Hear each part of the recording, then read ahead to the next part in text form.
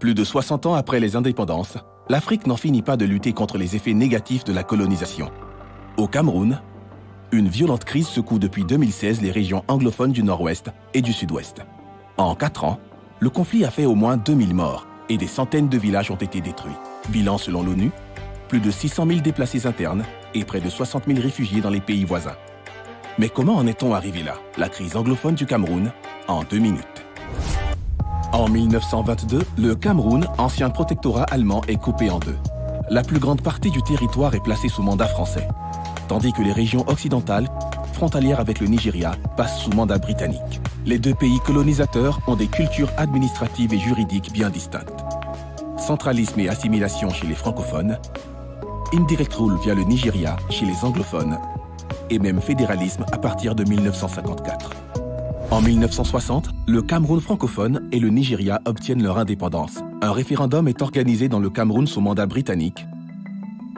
Le Nord choisit de rejoindre le Nigeria et le Sud, le Cameroun francophone, ce qui aboutit à la proclamation de la République fédérale en 1961. Jusqu'ici, tout va bien. Mais le président Amadou Ahidjo, partisan d'un État unitaire, organise en 1972 un référendum qui annule ce fédéralisme. Conséquence, les anglophones ont le sentiment d'être marginalisés et leurs revendications devront cesser de s'affirmer au cours des années. À partir de 2014, la chute des prix du pétrole aggrave la situation économique au Cameroun, mais aussi le ressentiment des populations anglophones. Elles occupent la région la plus riche en or noir du pays et ont l'impression de ne pas bénéficier des retombées de cette manne. En 2016, des grèves éclatent chez les enseignants et les avocats.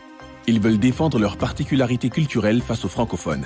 Yaoundé choisit la voie de la répression, entraînant de part et d'autre un cycle de violence particulièrement sanglante. En octobre 2017, les sécessionnistes proclament symboliquement l'indépendance de la région et la nomment Ambazonie.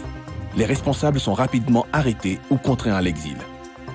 Financés par la diaspora anglophone, des groupes armés s'organisent militairement. Les opérations villes mortes se multiplient. Les exactions des deux côtés continuent de faire grimper l'insécurité.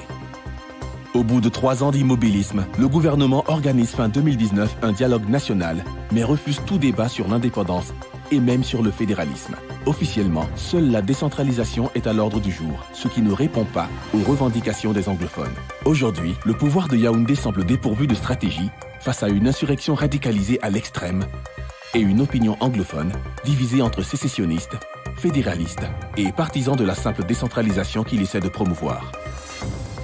Les négociations sont toujours dans l'impasse et des millions de Camerounais ont besoin d'une aide humanitaire urgente.